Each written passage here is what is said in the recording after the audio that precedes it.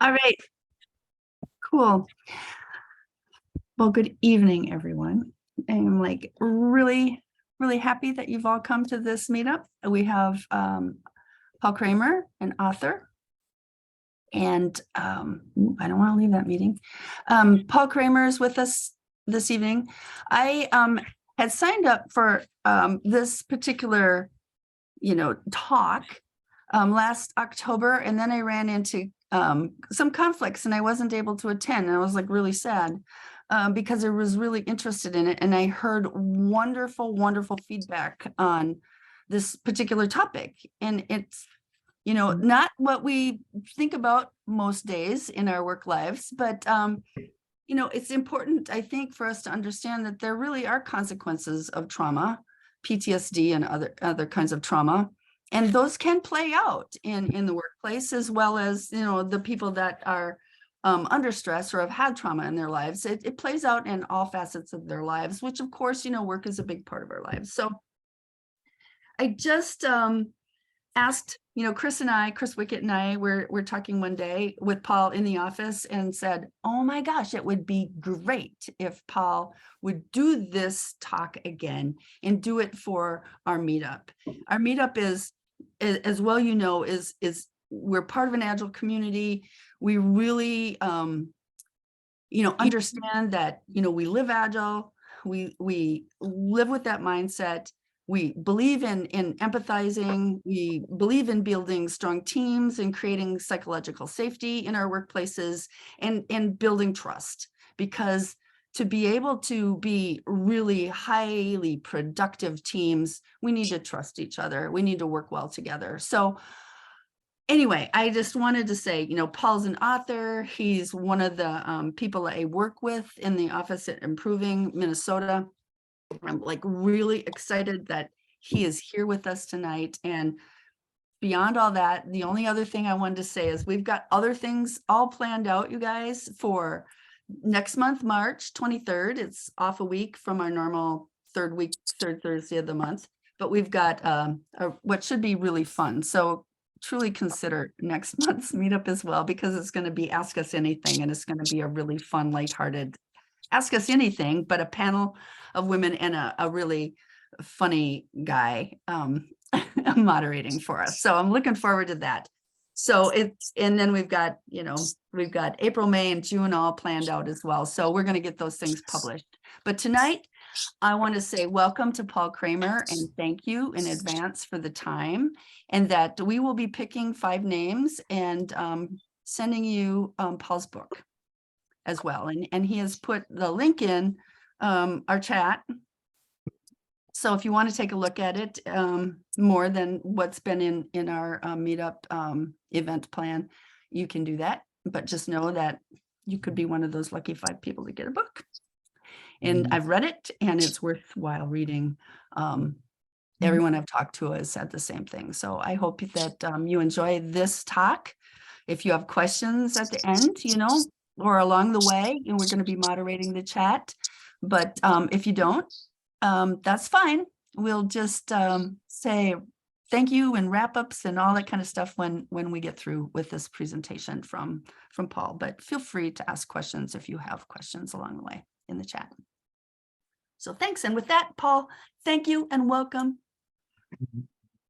Thanks, Cheryl. Thanks, Chris. Thanks, Minnesota Agile community. It's an honor and a privilege to be able to speak about a topic that isn't often very fun to speak about. And tonight we're going to do a little experimenting. At the end of the day, isn't that what Agile is all about, is experimenting? So I'm going to try to show how 2 seemingly unrelated topics, Agile and trauma, are related. And my hope is, minimally as a result of seeing this presentation, that you may be informed about what really is happening out there in the world, and hopefully create a little bit of compassion for those that you work with. So let's kick it off. So just a quick introduction to level set, hopefully provide some credibility. I'm currently a father, currently married. I have 3 boys and 3 grandsons. I am an author, and I'm currently a sales executive. Prior to that, I was CEO of a software company. I've had several startups. I was an accidental solution architect, of course, a sales executive again, and I am the victim of trauma. So this is something that is near and dear to my heart. So in preparing for this presentation, I was trying to think through what was the genesis of writing this book. And one of the things that I've always been obsessed with, at least personally, and it's borne out in my work life as well, is really trying to understand motivation. What's my motivation to do something? Why did I do something? As well as when I'm speaking with clients and team members. And I wish I could attribute this picture to someone. I don't know who it is, but it is prevalent across the internet. Motivation plus ability equals performance. And it seems so simplistic and very idealistic. And really what caught my attention was the concept around motivation. And so as I was thinking about motivation and teams and really personally myself, what motivates me, I started to investigate and dig deeper into Agile. I'm very familiar with Agile as a sales executive, as someone who has seen the benefits of Agile, but I'm not an Agile practitioner. So it was very interesting to read, 1, the manifesto, and 2, the Agile principles here. And really what caught my attention were these 4 principles. Number 4, business people and developers must work together daily throughout the project. So there's this concept of people. Build projects around motivated individuals, give them the environment and support they need to, and trust them to get the job done. So we're talking about motivation again and individuals. The most effective and efficient method of conveying information to and within a development team is face-to-face conversation. So again, we're talking about people. And then the last one, at regular intervals, the team reflects on how to become more effective, then tunes and adjusts its behavior accordingly. So I found it interesting that 1/3 of the Agile principles were all focused on people, and one specifically around motivation. And what was interesting to me, and why I think I enjoy or have been drawn to Agile, is I'm always looking for systems to help either achieve a given outcome, and oftentimes that outcome is to, drive my motivation, to get me motivated. So when we think about Agile or systems, and we break that down, I have a great appreciation for the principles. They are very non-confrontational. They are a set of ideas on how to execute, and then they're applied in the context of a system, like we see here, a set of principles or procedures that we do to accomplish something. But a system does not live in isolation. There are people that have to help support that system, especially in the context of Agile. And people have personalities, and those personalities can have an impact on a given system, whether that's Agile, waterfall, it doesn't matter. And so really what I want to talk about today is the personality, the person that is involved in that Agile system. So real quick here, I just wanted to read this specifically. Personality, the definition, is the combination of characteristics or qualities that form an individual's distinctive character. The important word here, of course, because I've underlined it, is form. And, unbeknownst to most people, trauma, it plays a significant role in forming who we are and our personalities. Again, just some quick definitions. I like to get very pedantic when I'm thinking about something. So of course, I looked up the definition of trauma.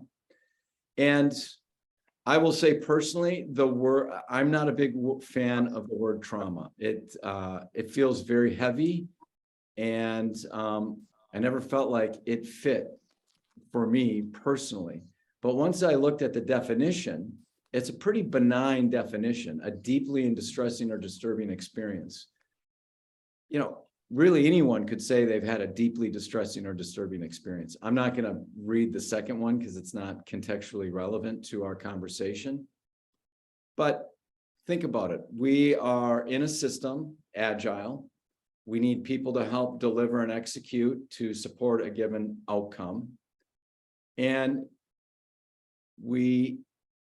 those people are oftentimes create their personalities and/or their characteristics are formed in many instances by a deeply distressing or disturbing experience. So let's just set some context, because I think this will bring this all together.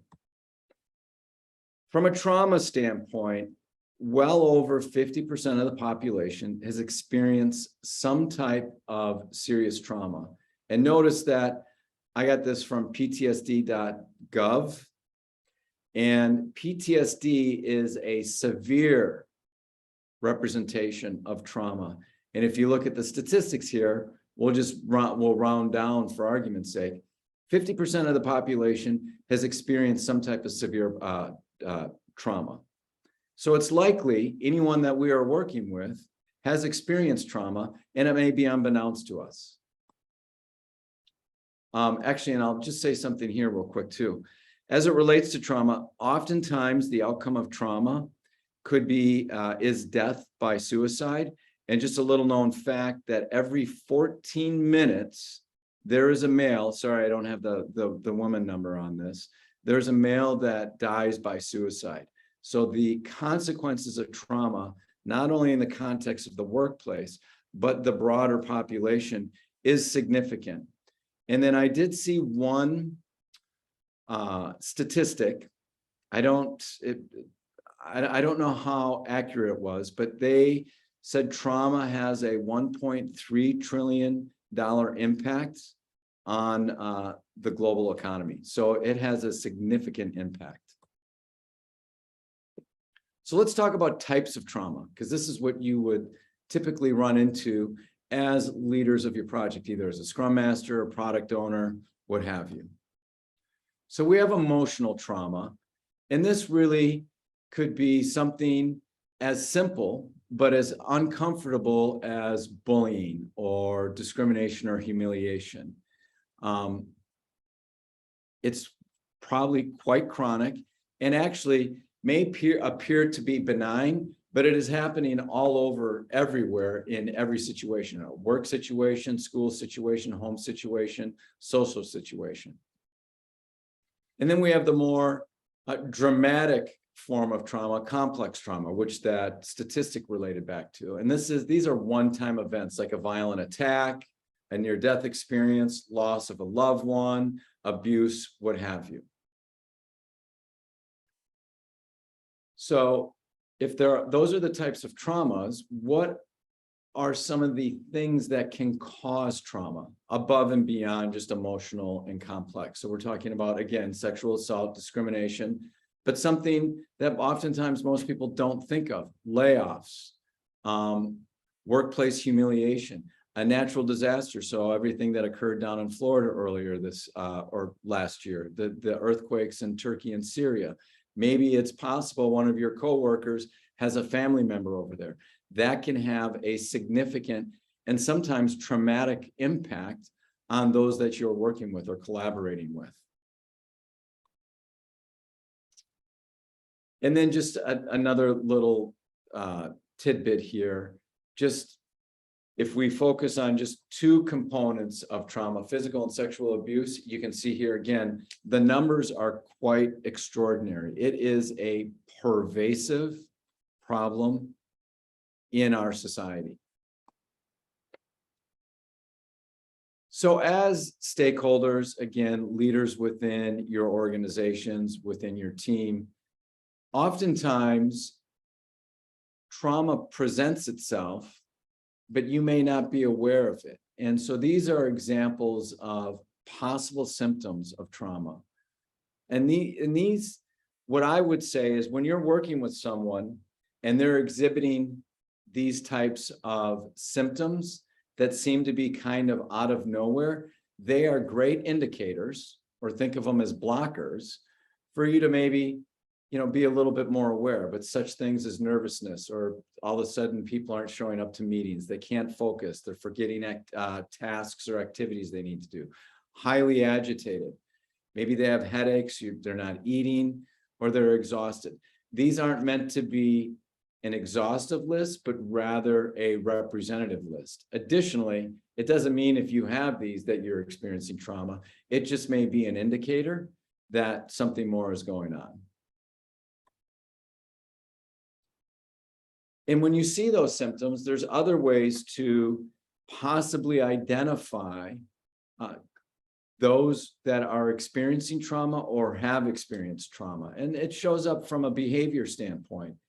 And I can tell you, I probably fit every one of these, but oftentimes those that are know-it-alls in a meeting usually are battling something, avoiding confrontation, people taking on more than they can handle, so that people-pleasing approach, missing due dates, unwillingness to learn, afraid to ask for help. Again, this isn't meant to say if someone does this, they have trauma, but it is definitely an indicator. And as you look at the symptoms, let's say they're nervous and they're a know-it-all, that may be an opportunity to intervene and not ask them, boy, are you suffering from trauma? But just have a conversation and try to get to know that person, above and beyond a resource or a person that has points or some responsibility associated to it. So I talked earlier that the genesis for all this was trying to understand, for me personally, what my motivation was for a lot of things. And prior to writing the book, I was obsessed with the motivation driving a lot of the different news channels. Pick your 3-letter news channel, it doesn't matter, around all the fear that was going on. So that all of a sudden I became obsessed with, where does fear come from? And I have a hypothesis. Broken trust creates trauma. So let's pause here for a second. This doesn't need to just occur in the context of interpersonal relationships, whereas, an overly simplistic example may be, I said I'm going to meet you for lunch and I don't show up. That could be an example of broken trust. Now, that likely wouldn't result in a traumatic experience, but that's what broken trust is. There's also organizational representations of broken trust. Disingenuous reporting of quarterly reports and are talking about, we're not going to lay people off and then lay people off, or, a team is working on something and they're taking off a project. Those are examples of broken trust and can create contextually a form of trauma.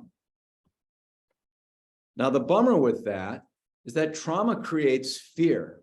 As a result of something happening, I have a broken trust. Now, all of a sudden, I have this sense of fear and or anxiety. That fear can create poor behavior patterns. And we see that borne out in our teams all the time, right? I mean, a good example is Jira. It's a great tool. We should use it. It gives us line of sight. We can see burn-ups, burn-downs, innovation versus keeping the lights on, all that type of information. Oftentimes, though, we create poor behavior patterns because maybe there's some fear. Someone's going to have line of sight into what I'm doing or not doing.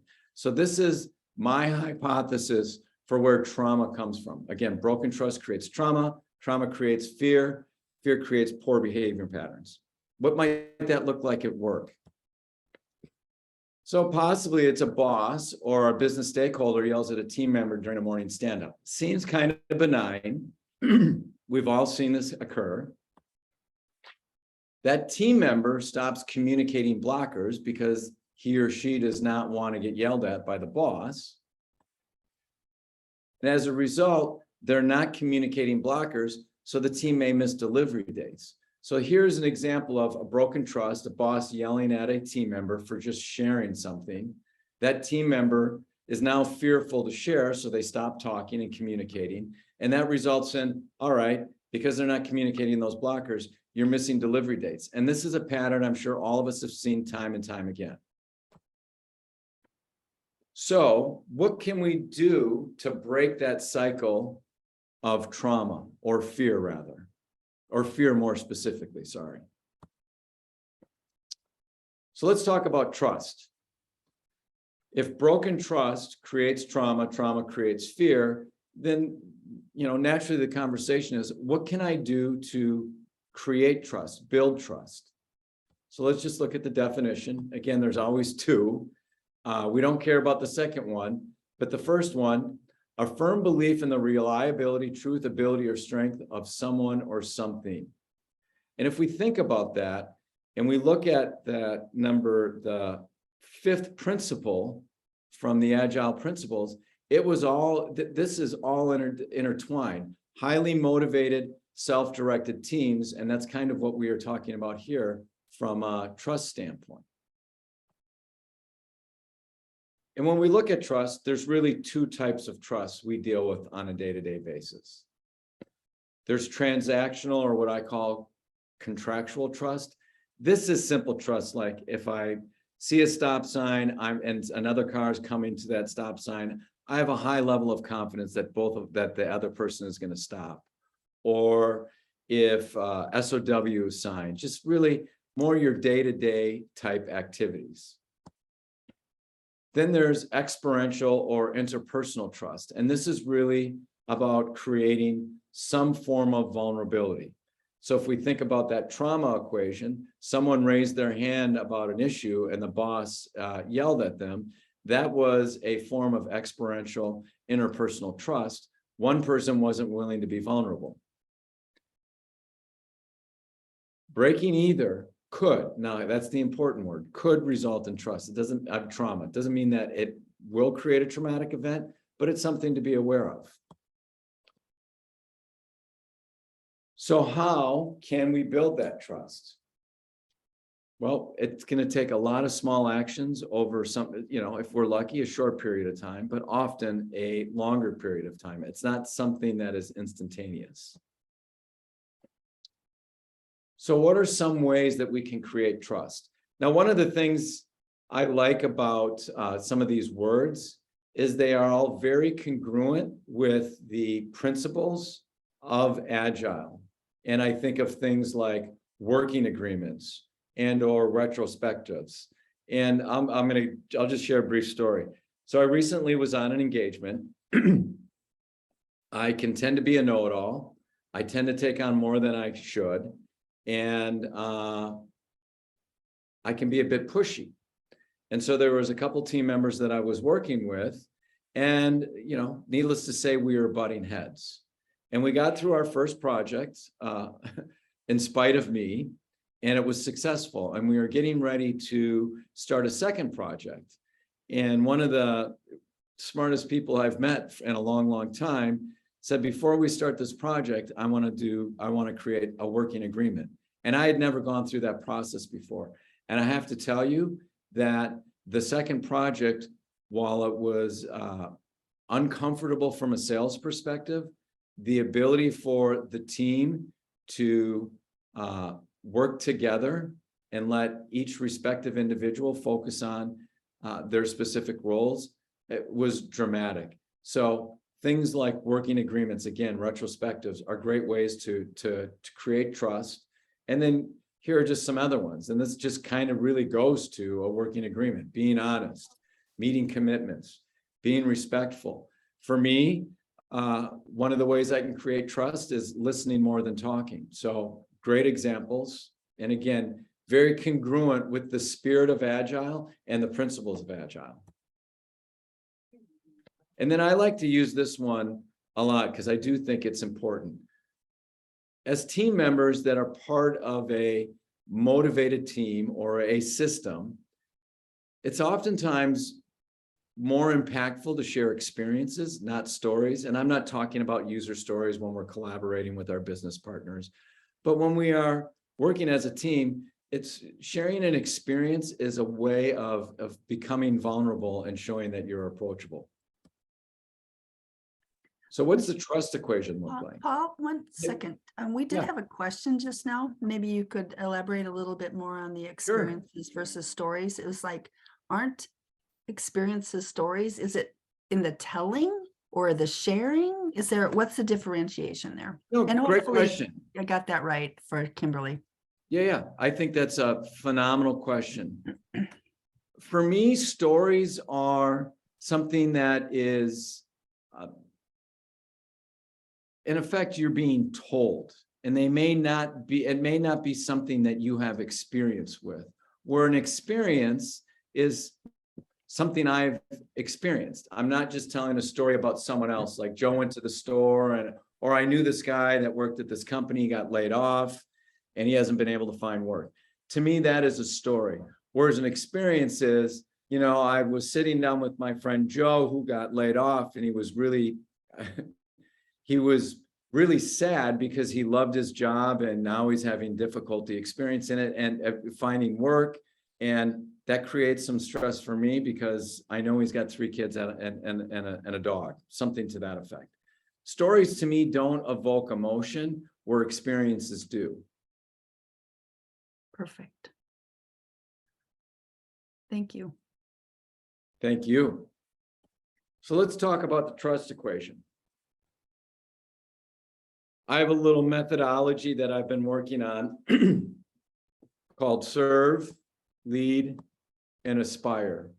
And I try to practice this in my own life. Some days very well, other days not very well. But I try to, every interaction I have, I try to be in one of these 3 areas. So what's an example of serving? So if we go back to that user story that I created about the boss, that boss yelled at a team member. Again, we don't know the reason. I'm just assuming that was for bringing something up like a blocker. So what's an opportunity for an individual to serve and really start to build trust?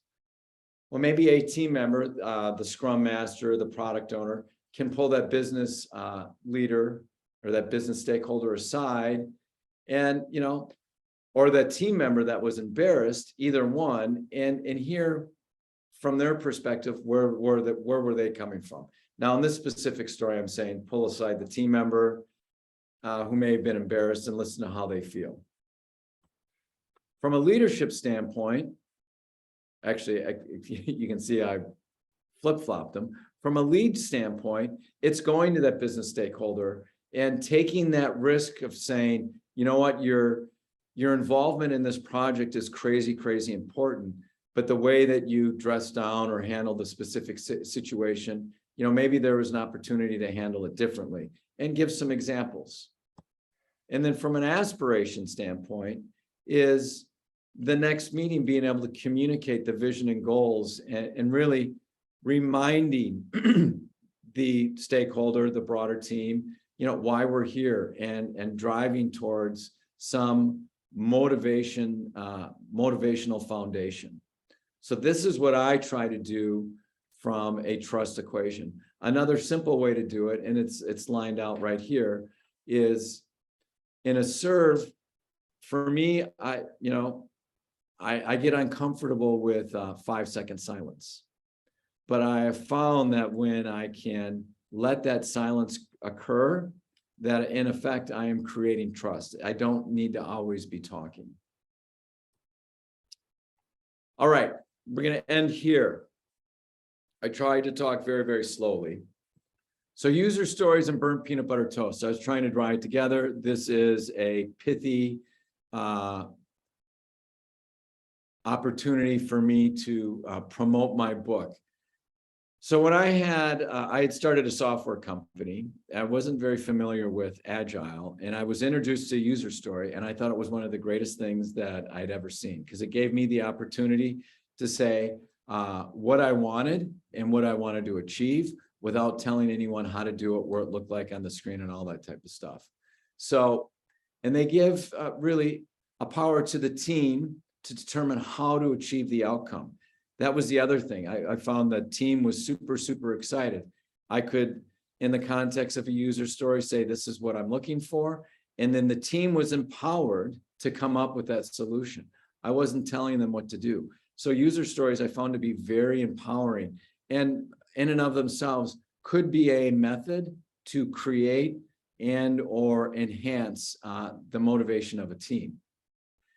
Similarly, from a burnt peanut butter toast standpoint, you know, I could have written a self-help book and or a dissertation on the impacts of trauma. Yeah, Brene Brown's done that. A lot of other people have done that. My personal perspective is I learn more when I can relate to a given experience and or relate to the emotional landscape. I'm not being told what to do, kind of like a user story, but I'm being, told a story. And it gives me the opportunity to look at similarities versus differences, because when I look at a how-to, I can be like, oh, you know what? I'm not like that guy. And lastly, it just doesn't tell me what to do. So I would encourage anyone. It is not a business book, but I do think you will relate to the main character. There's a lot of business type stories. But if you know someone that has been affected by trauma, or you yourself have been affected by trauma, I think this would be a very powerful book. With that, I will conclude.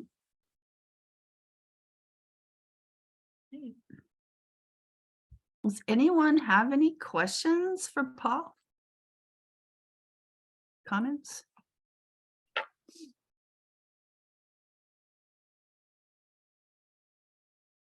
Who wants to talk about this stuff? Oh, we Crazy have a stuff. hand up from Michael. Do you want to come off mute? Yep, there we go. Yeah, thanks for the presentation. Really enjoyable. I've had 2 occasions where I've had to deal with extreme trauma. A person who in the team is really affected by something that's happened in their life, and they can't handle any negativity within the team was one example, to the point where they would burst into tears if there was even a single piece of negativity, but they wouldn't want any help. And it's, have you got any views in terms of what is your role in that situation as a Scrum Master and Agile person? Because obviously I realized I wasn't the person to help them because I didn't have those skills or capabilities or training.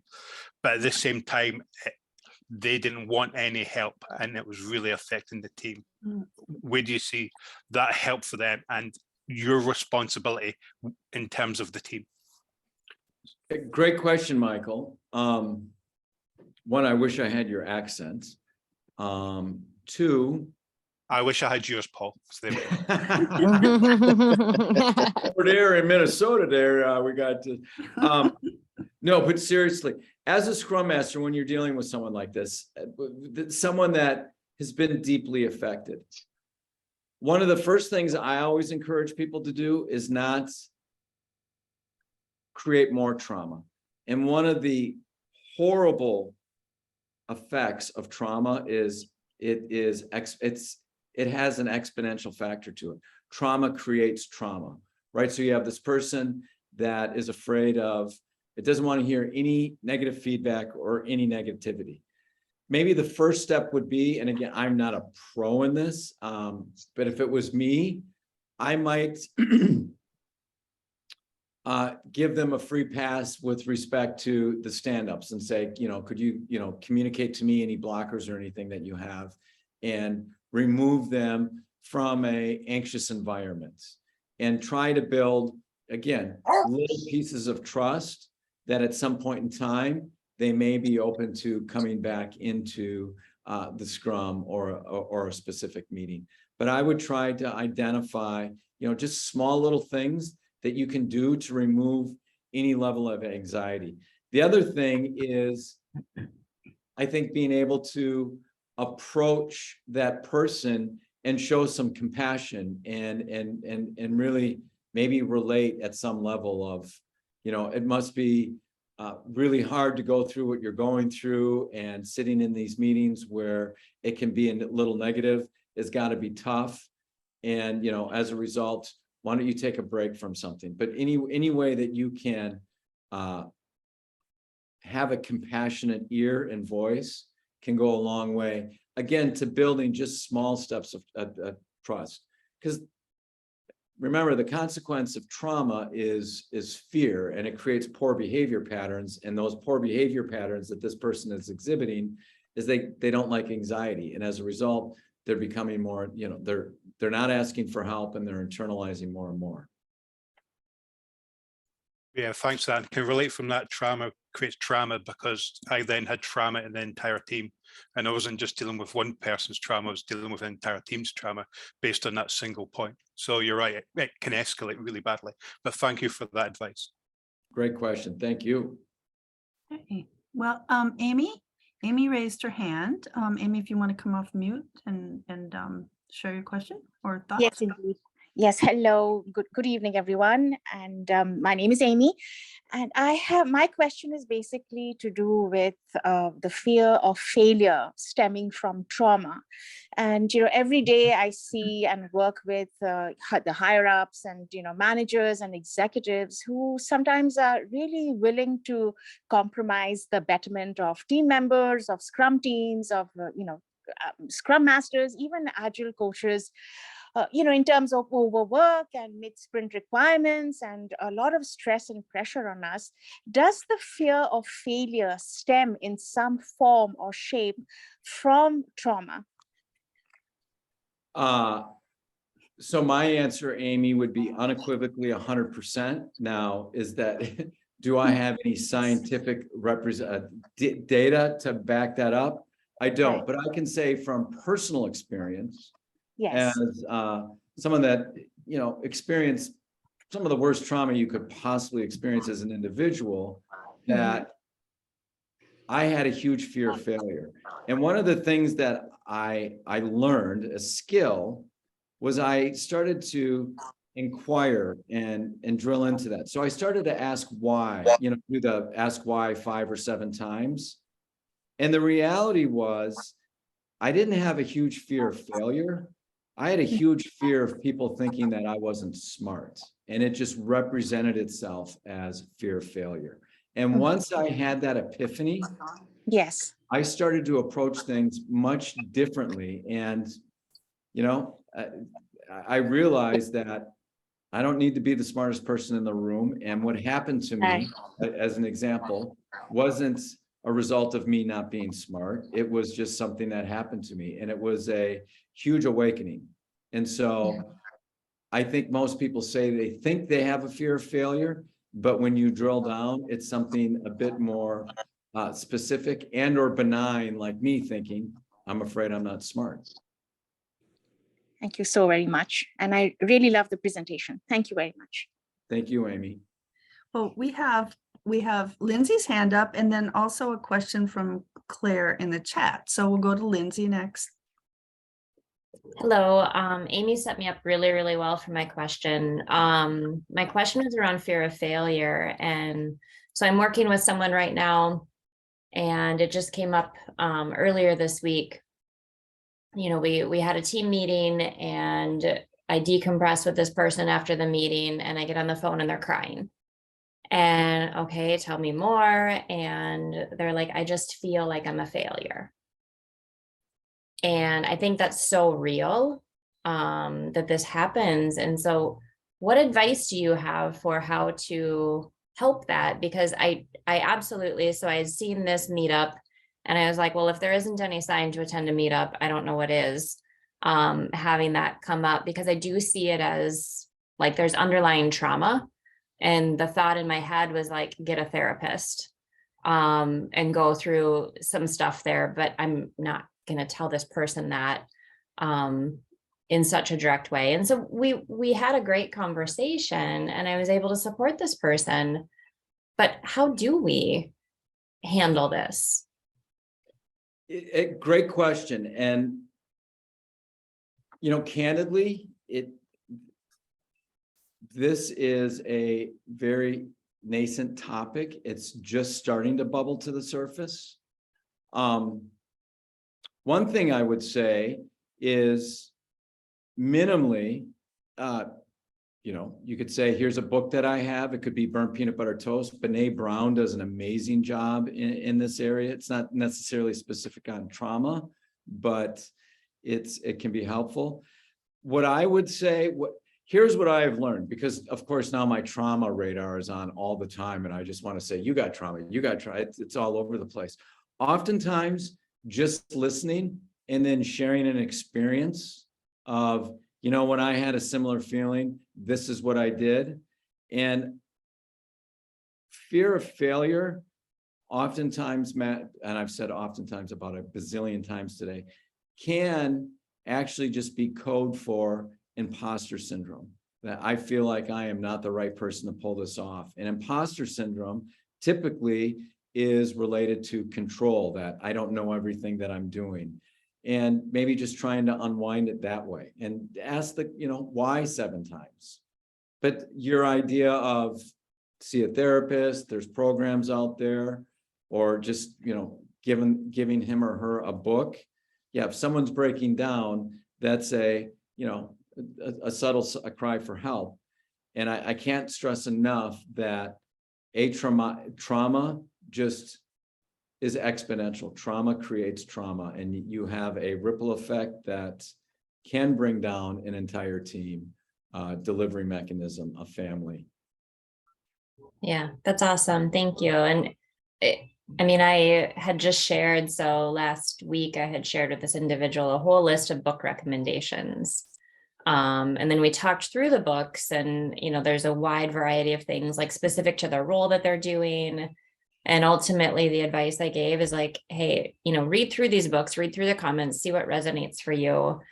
But I kind of leaned them towards like, go with something that's going to help you identify like your internal state before focusing on the role that you're playing on the team, or the title that you have on the team, because you really kind of have to be grounded first in that internal state before you can fulfill that role. So I appreciate that.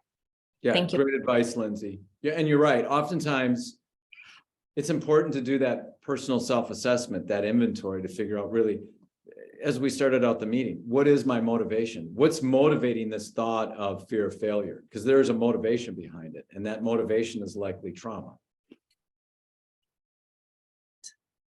Well, Claire's question I had mentioned is in the chat, and it's, how do you handle a difficult coworker?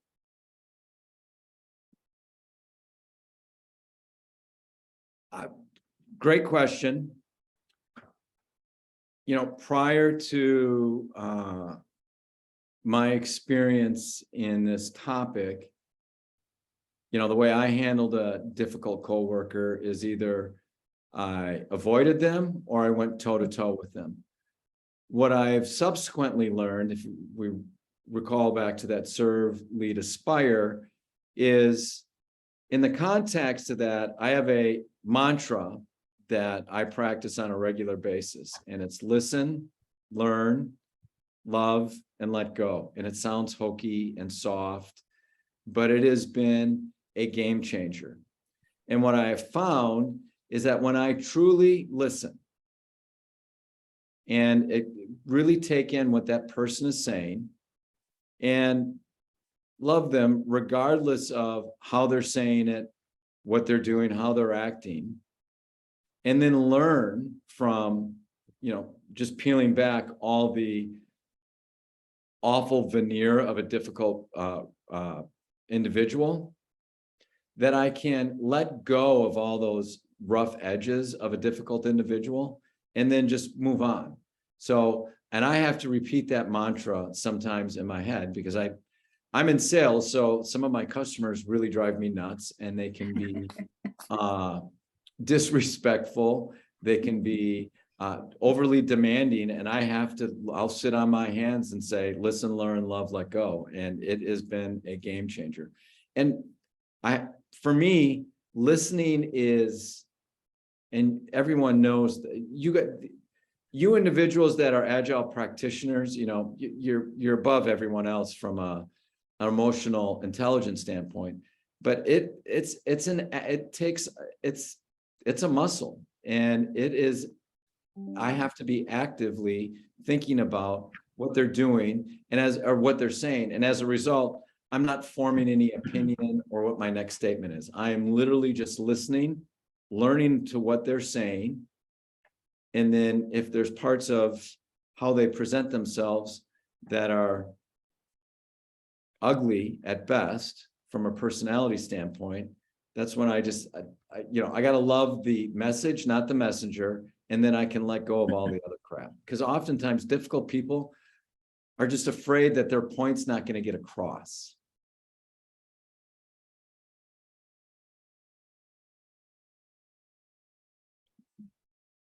Great. Well, we have another hand up, Paul. You don't get out early. So Vlad, would you like to go off mute and ask or talk about whatever it is Vlad's got on his mind tonight? Thank you, Cheryl. I will not be too difficult today. And thank you very much, Paul, for this great presentation and a very enjoyable discussion. I love where you stand with interacting with people. And as you rightfully mentioned before, a difficult person, there was a question about how do you handle a difficult person? And I loved your prior answer to that the difficult person is a person who is going through trauma. And first of all, you need to get to the bottom of it to understand where it stems from. And I appreciate that answer because I believe oftentimes, and this is a comment for so far, I have a question too. So because I believe that many of us not being heard just due to the shortage of time in such a busy life, we don't have time to hear each other, unfortunately.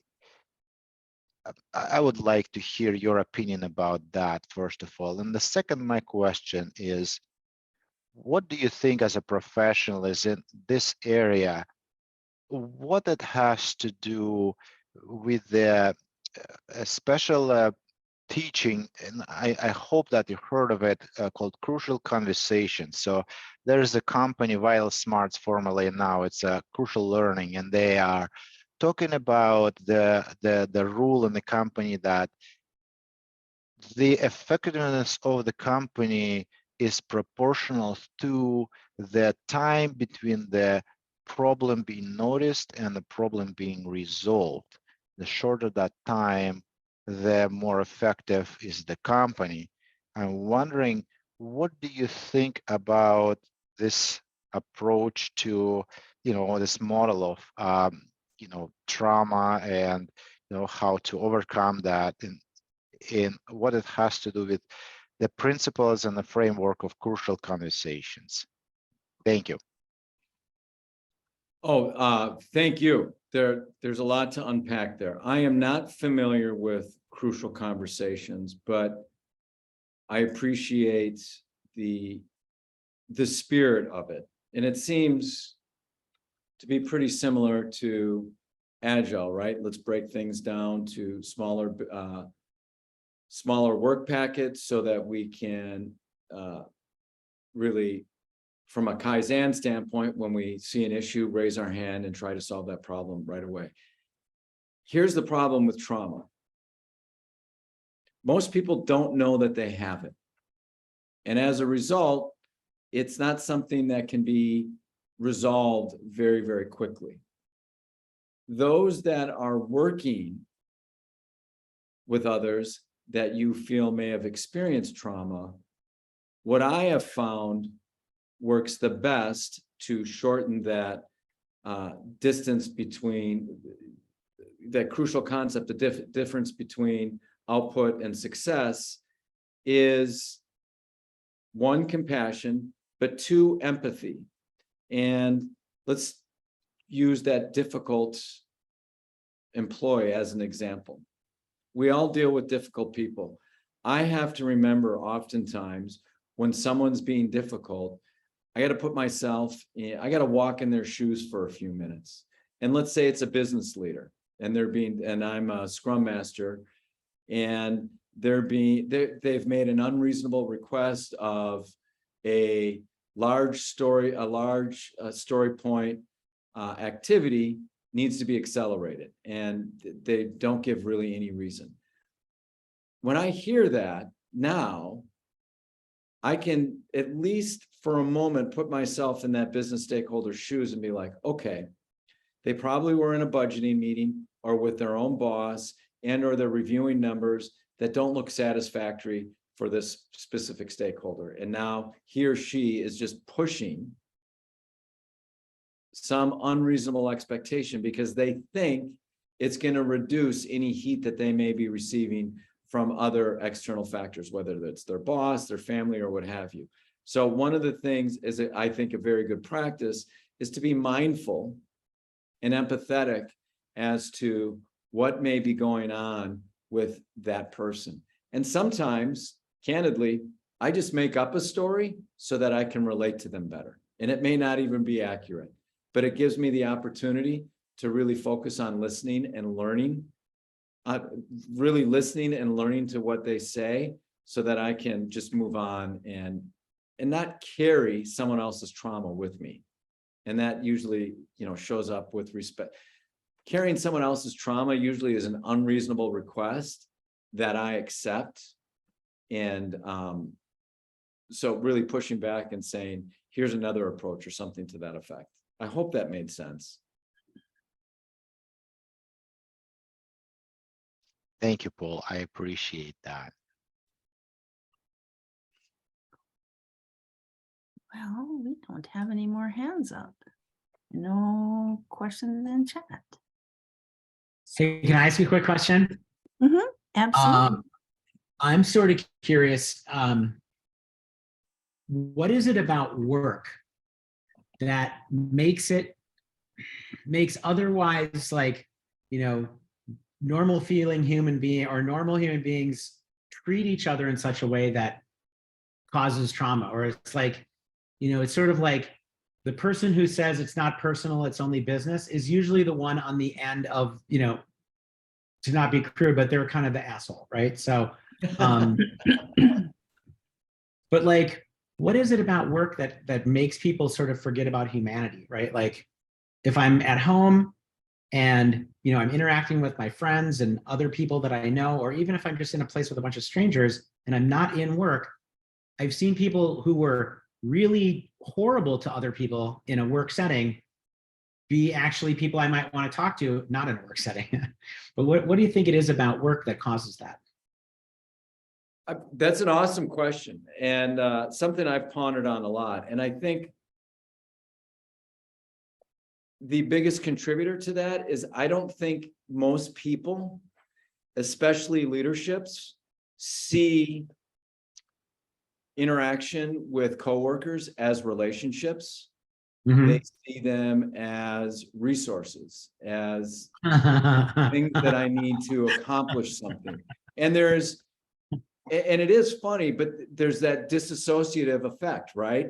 At Sure. home, I'm a great loving father, and I was, I'm guilty of this. I'm one person at home, and I would say this to my wife all the time. Do I have to be business Paul or fun Paul? And she would be like, I hate business Paul, so don't ever bring him home. And Yeah. It was true.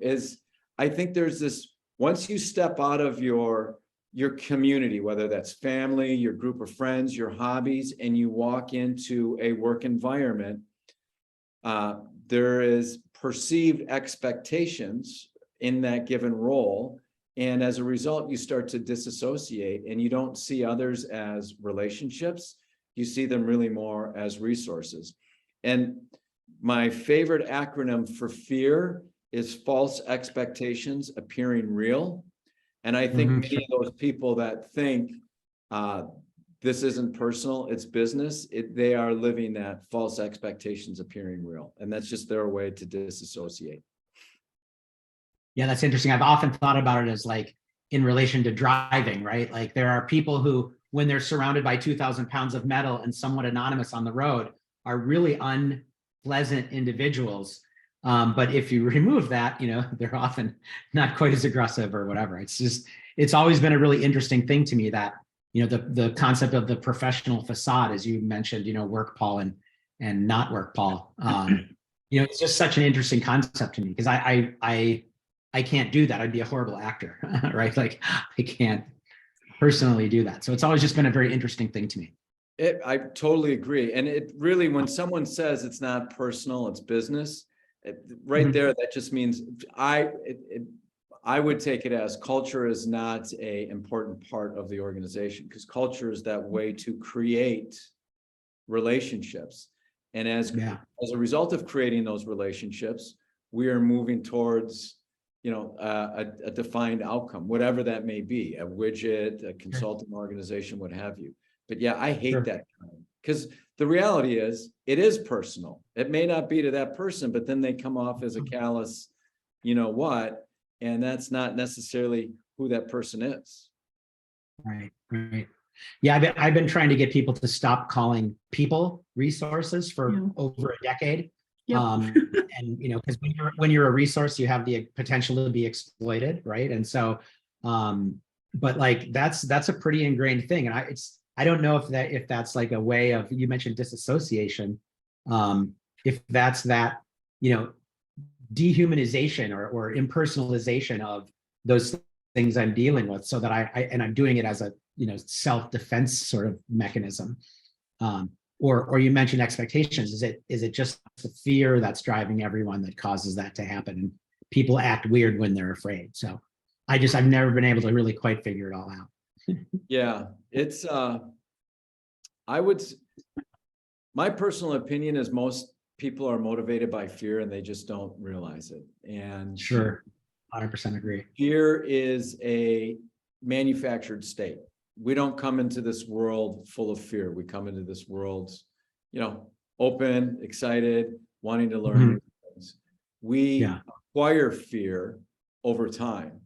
And Sure. it's just, you know, fundamentally, my personal belief is we all want the same thing. We may have different ideas on how to get there, but fundamentally, we all want the same thing. If we have kids, we want them to be safe and whatever. We want to be able to pay our bills and eat food, and you know, the rest of it's kind of gravy. But it's terrible. To me, I think it is the epidemic of the world is fear. And again, my hypothesis is broken trust creates trauma, trauma creates fear, and then you have all these crazy poor behavior patterns. Sure. Right on. Right on. Yeah, I mean, animals get to shake it off, right? Like the thing that was going to eat me is now gone and I'm good. And then we have to hold on to, you know, what ifs and all that. It's a unfortunate trick of evolution, I guess, but right. Anyway, thanks for the talk. It was awesome. Thank you. Thanks for the question, Eric. That was great. Steve did mention in the chat that maybe the tendency for people is really around deriving self-worth from work, you know, and when that's self-worth is, I'm extrapolating from Steve's question or comment, you know, when you could compromise self-worth, then people are even more fearful. It's like it's just, you know, hey, I'm a classic, you know, example of a lot of that stuff. I mean, I get a meeting that doesn't have any content in the meeting notice, and I'm like, oh my gosh, I'm going to get fired. So, and Chris and Sally know this from yesterday. Right? I'm like, anyway. Totally. Got it. Well, we got a couple more hands up. I'm going to go to Nita, and we'll go to Nita first, and then Vlad again. So. Okay, I think this is kind of a strange situation. It has to do with my previous job, and I wanted to kind of get your take on it. With the pandemic, obviously, people were working remotely instead of being in the office. And one thing I encountered is that when you interact with folks through Teams or Zoom or what have you, they're very, let's just say vocal, and maybe, I don't want to say the word abusive, but not very nice. But yet when you see them in the office, the attitude is different. So it's kind of like, you know, how there's bullies online, right? They'll say whatever they can because they're behind the keyboard. But the minute you physically see them, suddenly the attitude changes. But yet in my previous job, we were working from home for 2 years. And there's a lot of mudslinging and things like that were going on. And then when we got to the office, they acted like nothing happened. But yet the stuff that they were saying was really not nice. And it was really hurtful to other coworkers. But then when you're in the room with them, they act like they never said those things. Can you help me clarify that or help understand why that is? Uh, Have you ever encountered that, I guess? oh, yeah, for sure. Total. I think one, I'm probably guilty on being a mudslinger. And two, yes, I have experienced that. I think there is the video camera it's like drunk muscles, right? It gives you a level of protection, and it obfuscates, well, for lack of a better term, it dehumanizes the relationships that you're having, especially if there aren't working agreements in place and or cultural norms in place with respect to how we communicate with each other. What do interactions look like? And you're right, it's like bully syndrome 2.0. It's brutal. Thank you. My recommendation is, and this is why oftentimes trauma creates trauma, it takes a lot of courage to call that out and say, this is an uncomfortable conversation. And or, as Cheryl was saying earlier, and it's something I've learned from Cheryl and Chris and their team, it's not very psychologically safe. And I'll say, as a older person in the workforce, I'd be like, what are you psychologically safe? Why don't you toughen up? That was initially my first thought, but there's a lot of beauty and I really I have a deep appreciation for that statement now. And I approach calls completely different as a result of learning about psychological safety. And I think a lot of the activities that we experience, not that it's an excuse, but people aren't educated and may not even be aware that that's what they're doing. And that's why it's incumbent upon us to create those mini moments of trust and maybe pulling that person aside. Okay. Thank you. Thank you. All right, Vlad. Sincerely, I forgot what I wanted to ask about. No. It was captivated by Nita's question, and I was listening and thinking like, okay, this is exactly what we need to kind of get resolved. And this is very important because this defines the culture of organization, and we need more people who are insightful about this and know how to approach that. I'm so happy that this question is Nita, you're asking today. Thank you for bringing that up. It's a very important one. And Paul, thank you for your answer. Yeah. Oh, thank you. It was scary to ask, but thank you very much for listening.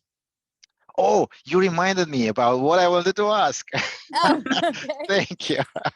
Because you said it was scary to ask. So what I wanted to say is, I hope, Paul, that you heard about Landmark. Have you heard about Landmark?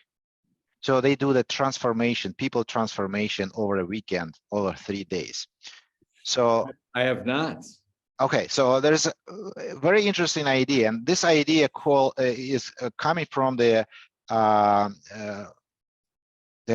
book EST, and also 3 rules of, what is that? Gosh, 3. Anyway, I will tell you in a second. So the idea is this, that people have some experience in the past where they experienced trauma. And then what they do, they say never again. And this is how they survive. So they actually get the past and put it in the future and in the long future. And they live with that whole life, thinking this is a hard rule. So I am really excited to hear from you about this idea, because you're talking about trauma and how it affects. So the thing is, somebody experienced trauma, they put a rule in front of themselves. I never ask my questions. That's why Nita actually reminded me about what I wanted to ask, because she said it was scary to ask. That means there was a time when Nita probably asked something and experienced something and then said to her, never again, I will ask such question and make myself X, Y, and Z, embarrassed, vulnerable, whatever it is. Exactly. That's exactly what happened. Totally. Really? Okay. Yeah, you nailed it. Good job. Well, thank you. Appreciate that. So Paul, what do you think? I 100% agree with that. I'll give you an example. I'm a huge fan of inventories, specifically a fear inventory. It's practice in a lot of 12-step programs, make an inventory of your fears. And one of the things that they ask is, what's the cause of that fear? And my experience has been when I had a fear, I'll give you a personal one. I didn't think that my wife liked me.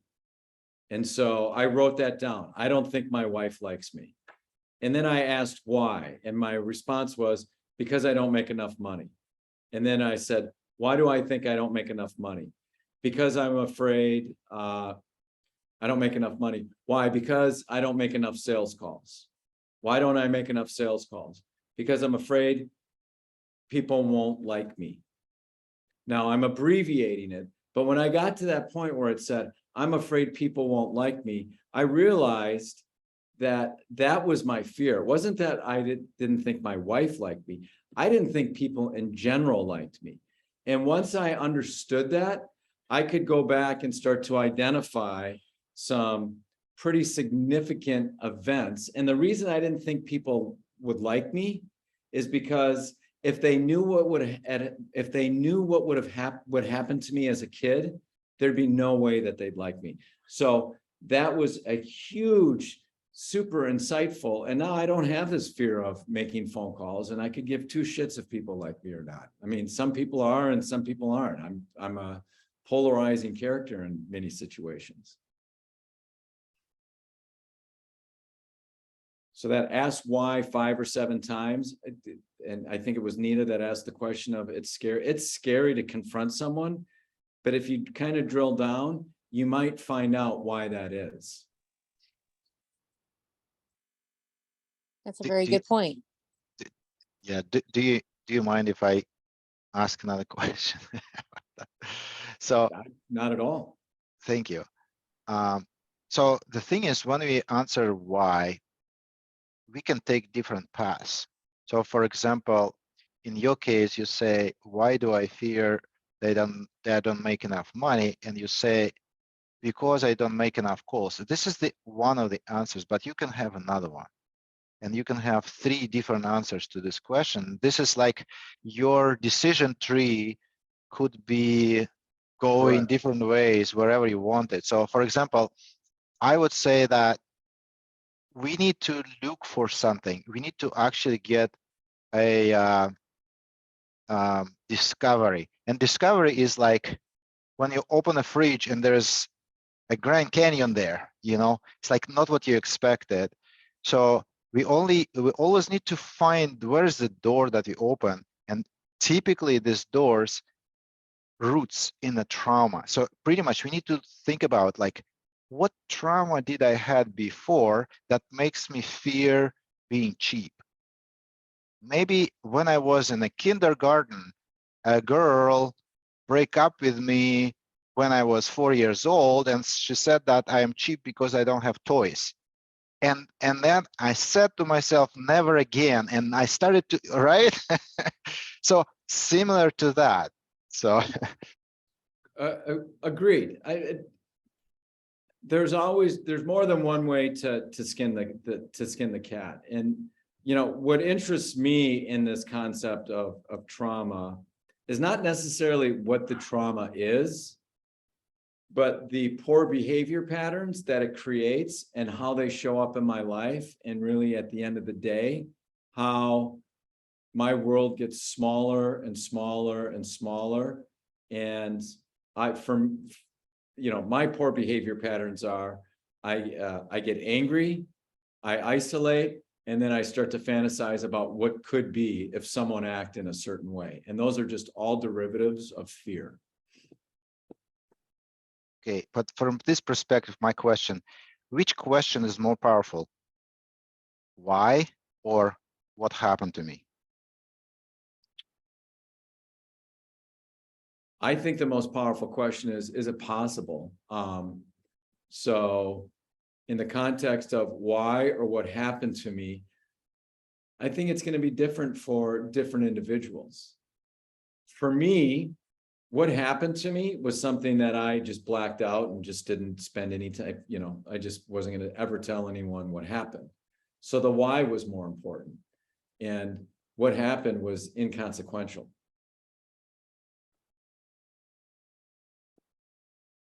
And here's the other reason I say that. When it becomes what happened to me, then I am being a victim. Of course, I am a victim, but if I focus on what happened to me, I am being a victim versus I was a victim. Very interesting point. We come to a concept of a victim.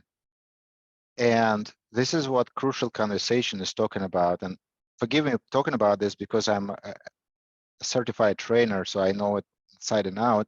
So the concept of a victim essentially is where we don't take responsibility for certain things, event in the past, Yep. from our decision. Yeah.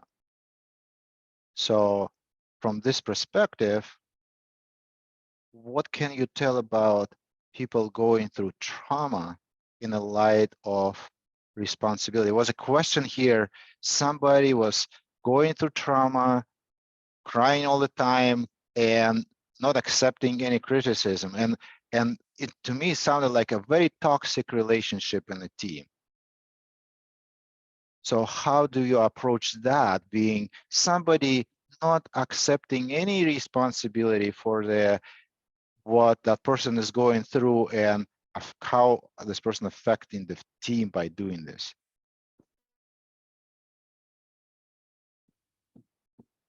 I would need to noodle on that one. I see where you're going. I mean, I'm very careful. A lot of bad things happen to, unfortunately, way too many people, as you saw in the original, one of the earlier slides. It's difficult. For me personally, again, what happened to me was inconsequential. And really, I will tell you the most powerful thing once I worked through those 5 whys was I could start to understand why I was acting in certain ways, why I didn't trust people, why I had this fear of being stupid, and how it was showing up in my life. And that was such a freeing experience. It was a life-changing experience.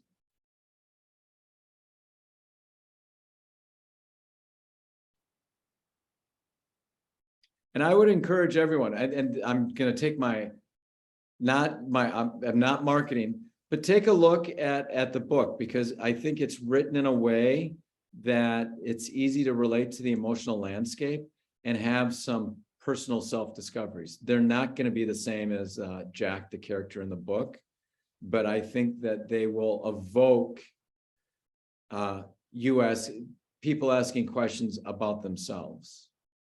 And minimally, my new, I think the greatest high in the world now is just personal awareness. I still may not react the way that I think is appropriate, but minimally I can pretty shortly afterwards self-assess and course correct. And that awareness is far greater than anything I've experienced.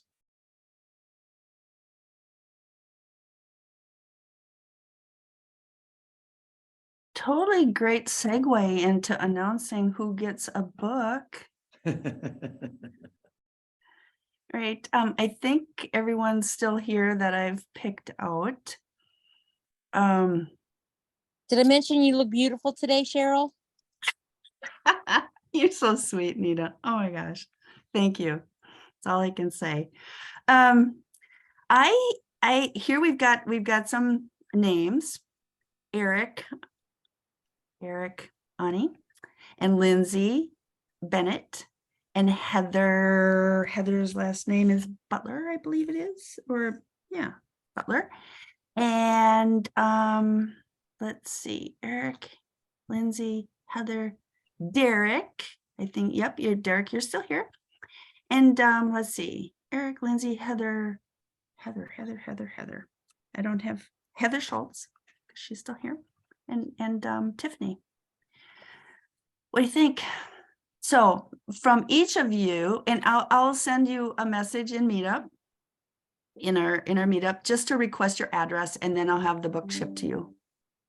If you're all okay with that. And if you're not okay with it, well, then you can just like designate someone else. I don't know. So Sounds great. it's cool. That's really sweet of you to do that, Cheryl. I think they'll appreciate it. Yeah. I mean, there was a week, like a week ago, I said, Paul, oh my gosh, this book, I'm halfway through. And then this week I went, Paul, I finished the book. I liked it. So anyway, and, you know, and I Thank could you, relate Cheryl. very That's much, you know, whether it's imposter syndrome or whether it's fear of failure or whether it's all these other things, because I had a rather disastrous upbringing.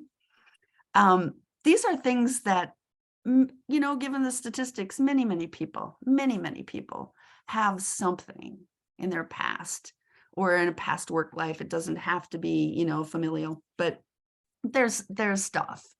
And it's tough to deal with. So I appreciate everyone that puts up with me and has decided not to fire me, Chris and Sally. So Yeah, right. Well, and Paul, thank you for sharing. And really, I love just the empathy, compassion, and self-awareness. And if we just spread that around, what a difference that makes. So thank you very, very much. Thank you for the opportunity, truly. Hopefully I was able to tie some two seemingly unrelated concepts together. Yeah. And fabulous. I'm grateful for the opportunity. Yeah, no, I think it's true, because those of us who have taken kind of that leap into the agile world, it is a different world to some extent. And this is helpful. So thank you very much. Thank you. I everyone, ditto for the being gratitude, awesome. Paul. Thank you very much. Mhm. I want you to know that I really genuinely appreciate the vulnerability coming Yeah, from yes. you in this position. I don't think that there's anybody in the world at this point who hasn't experienced some kind of trauma, and that this connects with every human being. So thank you for bringing that here. Thanks, Angela. I have to agree 100%. There's a lot of, there's a lot of things that people may not think are traumatic, but if they haven't experienced it, they don't know it and they don't realize it. But you've given me a new way to look, and I'm going to go get the book. Thank you very much. Thank you. All right. Go eat. Yes, thank you guys. Thank you for joining us, you guys. Everyone. After work and all of that, we know it's a big deal. So we thank you for doing that. Thank you. Thank you. Truly humbled by everyone here. Have a great night. You too. Thanks, Paul. Thanks, Cheryl. Thank you.